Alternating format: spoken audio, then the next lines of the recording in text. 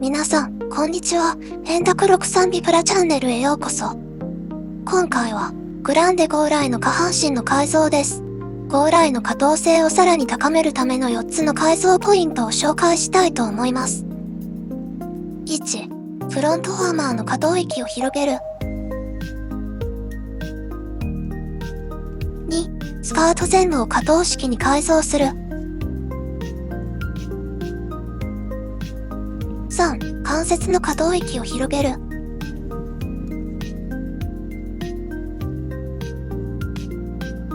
4、体の白色部分を旗色に変える。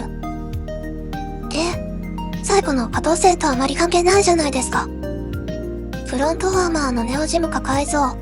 最初の改造はフロントアーマーです。元の設定では、このパーツは高く持ち上げることができますが、アーマーを装着すると体に干渉し、高く持ち上げることができなくなります。解決策は元のダボピンをネオジム式に変えることです。まず直径 3mm のマグネットをピン穴に差し込み、約 1mm の深さまで押し込みます。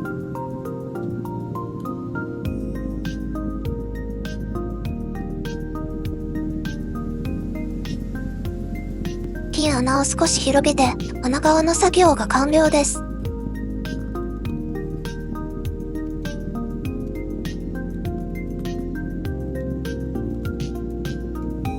アーマー部分は元のピンを切り取り、代わりに厚さ 1mm のマグネットを取り付けます。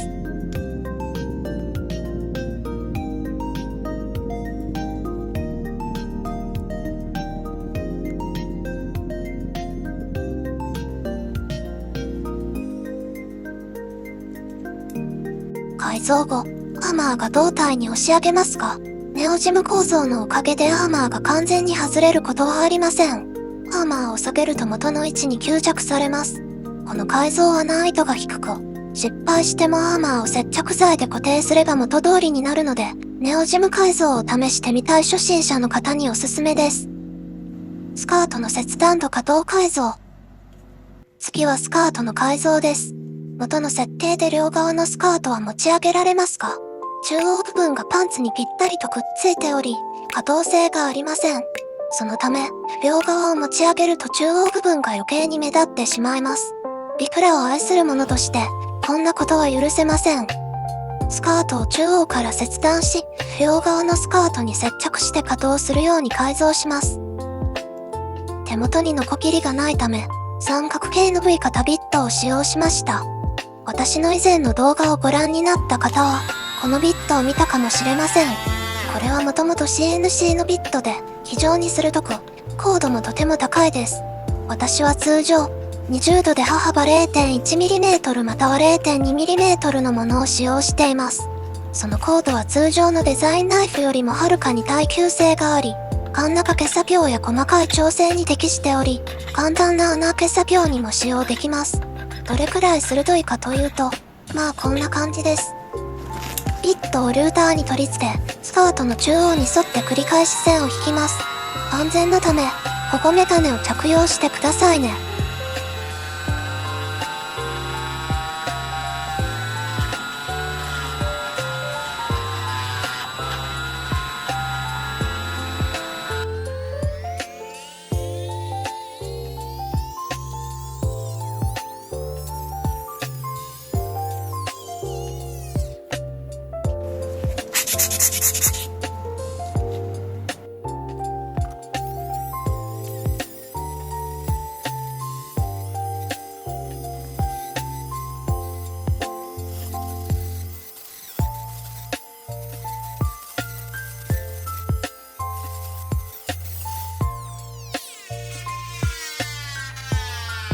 何度も線を引いた後、適度な力で切断を完了します。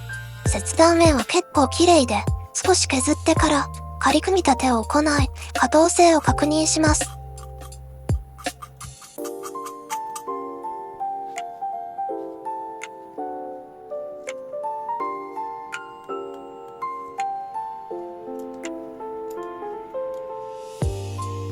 次は接着に進みます。切断後のパーツは、両側のスカートと非常に小さな接触点しかありません。瞬間接着剤で接着すると強度が不足し、折れやすいです。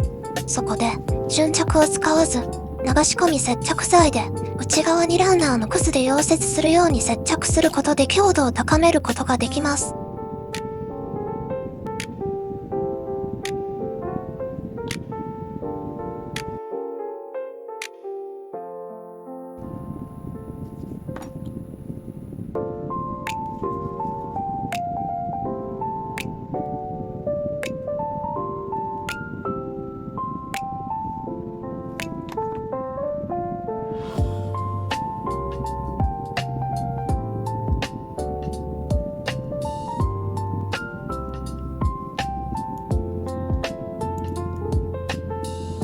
ランナーパテがあれば、直接接着剤として使用することもできます。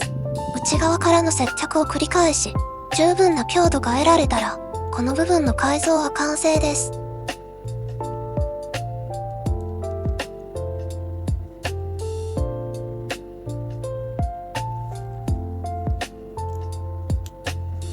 関節の可動域を広げる。注意、この改造は初心者の方にはお勧めしません。関節の構造や力のかけ方に十分に慣れていない場合、改造後に逆に関節が壊れやすくなる可能性があります。まず、この関節の構造について説明します。元の設定では、関節を下に引き出すことで太ももをもっと高く持ち上げることができますが、ダボ穴が下に引き出す範囲を制限しています。そのダボ穴を切り取ることで、関節をさらに下にスライドすることができ、間接的に可動域が広がります。実際に手を動かして改造するのは難しくありませんが、それよりも心理的なハードルを超える方が難しいです。赤くマークされたダボ穴部分を、ニッパーやカッターナイフで切り取ります。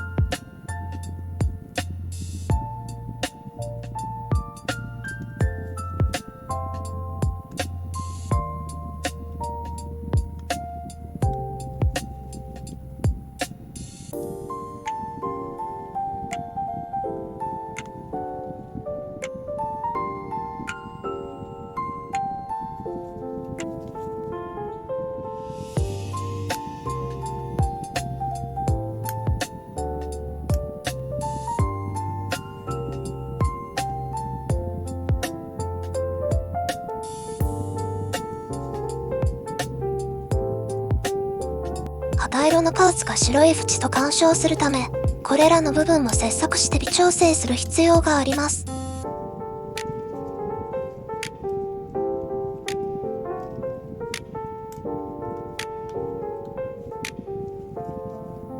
改造を完成した後、太ももをさらに下方にスライドすることができ、より高くキックすることができます。座ったり正座したりするポーズもより自然に決まります。体の白色部分を旗色に。最後のステップは、腰の白色部分を旗色に変えることです。腰の後半部分は旗色のパーツ分割がありますが、前半部分はパンツとつながって白色です。せっかくスカートの可動性を改造したので、腰の色を合わせないと不自然ですよね。塗装派の方は、直接肌色を塗るのが最も簡単な方法です。しかし、私は肌色を塗らない派なので、前回と同じくランナーパテを使います。直接肌色のパテを塗ると腰が厚くなりすぎる可能性があるため、まずルーターで腰を削ります。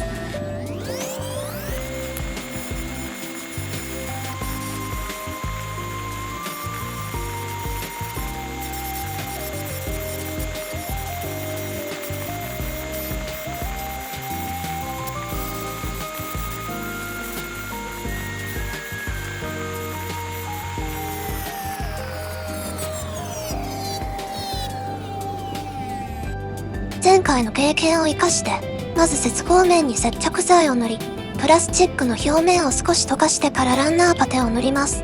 これにより、パテとプラスチックがよりよく融合します。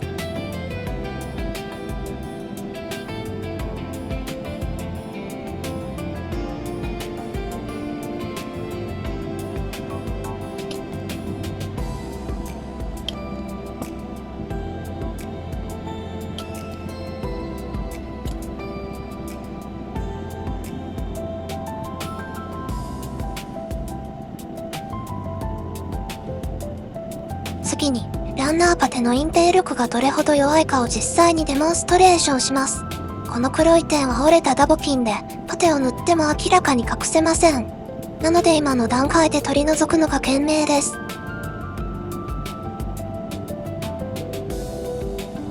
ルーターで穴を広げ、黒いピンを取り出し、接着剤とパテで穴を埋めます。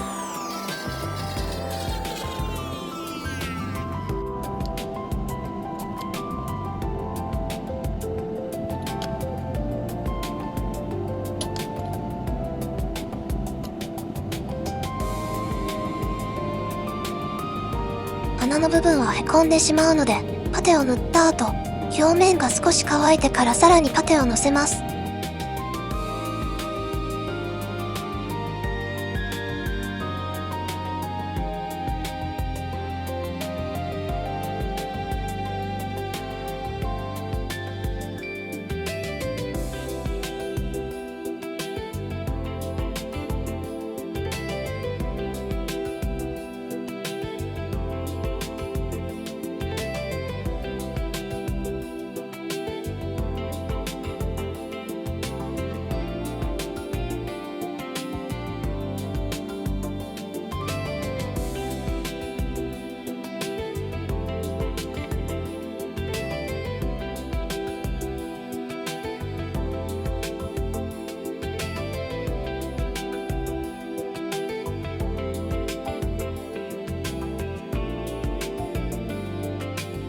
もう一つのコツは、パテが少し乾いた後、表面が平らでない場合は、接着剤をつけてパテの表面を溶かし、表面が平らになるようにします。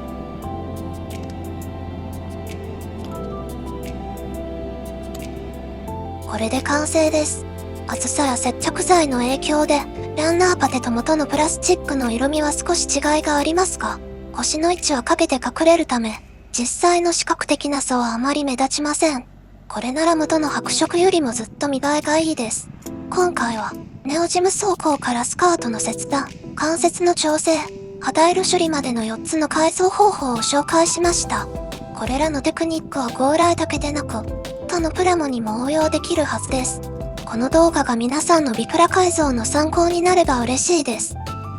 ご視聴ありがとうございました。次回またお会いしましょう。